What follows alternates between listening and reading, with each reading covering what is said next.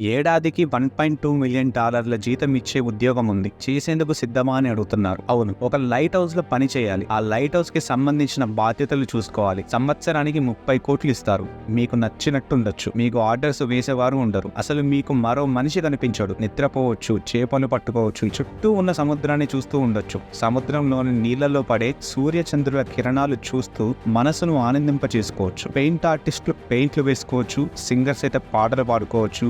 Writing పైన interest ఉన్న వాళ్ళు ఎంచక్కా కథలు రాసుకోవచ్చు. మరి ఇంత స్వేచ్ఛగా ఉండనిస్తున్నారు, పని లేదా అంటే ఉంది. అందుకే కదా 30 కోట్లు ఇస్తున్నారు. ఇంతది పని ఏంటి అంటారా? లైట్ హౌస్ పైన పెద్ద దీపం ఉంటుంది. దీనిని సరైన సమయానికి వెలిగించి సూచనలు లేదా సంకేతాలు ఇస్తుండాలి. అది సరిగా పని చేస్తుండేలా జాగ్రత్త వహించాలి. బల్బు పాడైపోతే మారుస్తూ ఉండాలి. లేదంటే వేరే ఏదైనా పద్ధతి అనుసరించి దానిని సరిచేసి సూచనలు సంకేతాలు అటువైపుగా వస్తున్న పడవలు మరియు ఓడలకు అందించాలి. ఈ పనిని ఇట్టే కనిపెట్టి దానిని చేయగలిగే తెలివి ఇంకా సామర్థ్యం ఉండాలి. దీనికి సిద్ధమనుకున్న వారు అక్కడి వాతావరణానికి అలవాటు పడాలి. దానికి ముందుగా అక్కడి వాతావరణం గురించి తెలుసుకోవాలి. లైట్ హౌస్ లో పనిచేయడం అంత కష్టమేమి కాదు. కాకపోతే ఈ లైట్ హౌస్ ఉన్న ప్రాంతం ప్రమాదకరమైంది. ఎంతో పెద్ద అలలు వస్తుంటాయి, తుఫాను వస్తుంటుంది. కొన్నిసార్లు ఇక్కడ వచ్చే అలలు లైట్ హౌస్ ని మొత్తం ముంచేస్తాయి. ఒక మాటలో చెప్పాలంటే ఇక్కడ పని చేయాలని నిర్ణయించుకున్న వారు జీవితంలో అన్ని కోల్పోయిన వారు లేదా కుటుంబంలోని వారికి ఎలాంటి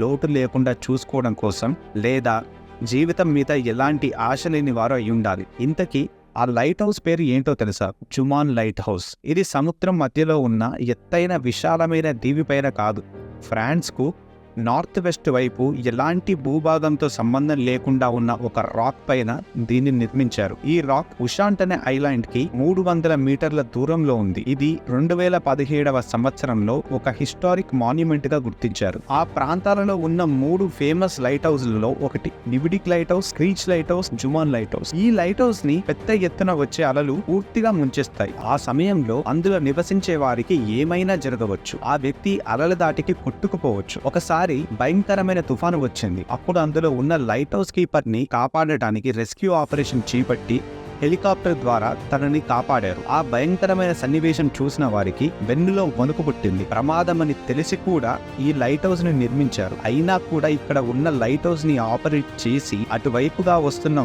ఓడలు పడవలకి ఎలాంటి ప్రమాదాలు జరగకుండా ఉండడానికి ఈ లైట్ హౌస్ లో ఉండవలసి వస్తుంది. పాత రోజులలో జలమార్గం ఎక్కువగా ఉపయోగించేవారు. ఈ సమయంలో యాత్రికులు, నావికులు ఇంకా వ్యాపారులకు ఈ సముద్ర మార్గం చాలా అనువుగా ఉండేది. ఈ ప్రాంతంలో చాలా ప్రమాదాలు జరిగాయి. 1888 నుండి 1904వ సంవత్సరం వరకు 31 పడవలకు ఇక్కడ ప్రమాదాలు జరిగాయి. ఒకసారి కెప్టెన్ మైస్కస్ ప్రయాణిస్తున్న నౌక నీటిలో ఉన్న రాళ్లకు గుద్దుకుంది. దానివల్ల నౌకలోకి నీళ్లు వచ్చి ఆ నౌక ప్రమాదానికి గురైంది. ఈ ప్రమాదం వల్ల తనకి ఎంతో నష్టం వస్తుంది. అందువల్ల ఈ సమస్యల్ని పరిష్కరించాలని నిర్ణయించుకుంటాడు. ఇలా సముద్రంలో ఎక్కడ రాళ్లు ఉన్నాయో తెలియక జరిగే ప్రమాదాలను నివారించాలంటే అక్కడ ఏదైనా గుర్తులు పెట్టాలని అనుకున్నాడు. పసిఫిక్ ఓషన్ చాలా పెద్దది. సముద్ర ప్రయాణం చేసే వారికి ప్రాచీన కాలంలో నక్షత్రాలను అనుసరిస్తూ గమ్యం చేరుకునేవారు. ఈ కాలంలో అంటే కంపాస్ ఇంకా వేరే ఇతర టెక్నాలజీని వాడుతున్నారు. కానీ పూర్వకాలంలో నక్షత్రాలే వారికి మార్గం కనుక్కోవడానికి సహాయపడేవి. ప్రపంచ పటాలు కూడా లేని కాలం అది.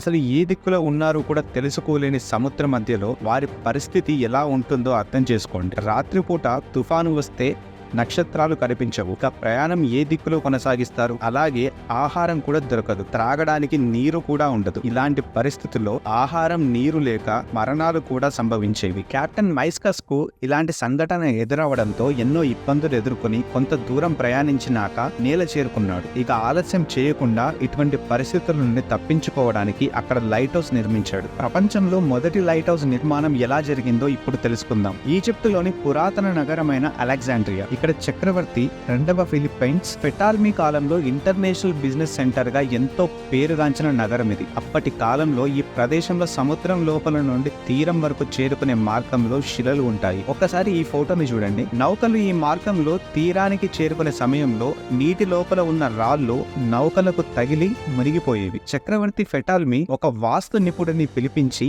ఈ తీరం యొక్క నావికా మార్గాన్ని సురక్షితం చేసే పని ఇచ్చాడు. వీరు ఇద్దరు కలిసి ఒక లైట్ హౌస్ ని నిర్మించాలని నిర్ణయించుకుంటారు. ఈ లైట్ హౌస్ వల్ల సముద్రంలో ప్రయాణించే నౌకలకు వెలుతురు ద్వారా సంకేతం ఇంకా సూచనలు అందించేందుకు దీనిని నిర్మాణం చేశారు. దీని ఎత్తు 384 అడుగులు. ఇలా ఈ లైట్ హౌస్ ని నిర్మించడం వలన రాత్రి వేళలో ప్రయాణించే వారికి చక్కగా సూచనలు అందించవచ్చు. ఈ లైట్ హౌస్ లో చాలా ఎత్తులో కలప ఇంకా చమురు సహాయంతో వెలుతురును దూర ప్రాంతం వరకు పంపించి సూచన ఇచ్చేవారు. దీనివల్ల నౌక ప్రమాదాలు తగ్గాయి. ఈ ఒక్క ఆలోచన మొత్తం నౌకల ద్వారా జరిగే వ్యాపారాలను ఇంకా ప్రయాణాలను సులభం చేసింది. దీని వలన ఎంతో లాభం చేకూరింది. కానీ సముద్రంలోని కొన్ని ప్రాంతాలలో నీటిలో పెద్ద ఎత్తున ఎంతో బలమైన శిలలు ఉన్నాయి. వీటిని గుర్తించలేక మరిన్ని ప్రమాదాలు జరిగాయి. వీటిని నివారించడానికి ఉన్న ఆలోచనను మరింత మెరుగుపరిచేలా అక్కడ ఉన్న శిలల మీద కూడా లైట్ హౌస్లను నిర్మించారు. అంతేకాకుండా ప్రపంచంలోని అన్ని తీరాల వద్ద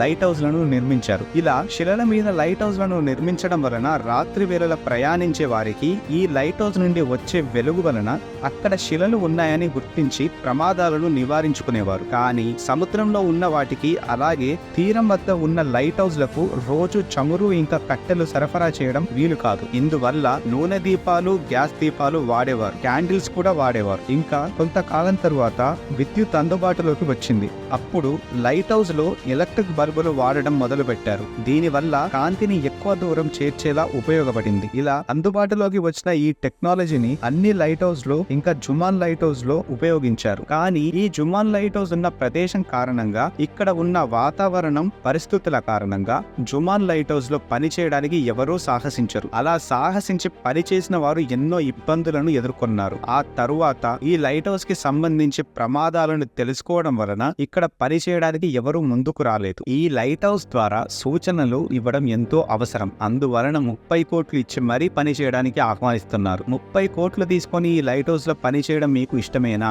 సాహసం చేసి 30 కోట్లు సంపాదిస్తారా, లేదా జీవితం మీద ఆశతో ఆలోచన మానుకుంటారా అనేది కామెంట్ చేయండి. మీ నిర్ణయం ఏదైనా సరే లైక్ చేసి సబ్స్క్రైబ్ చేయండి.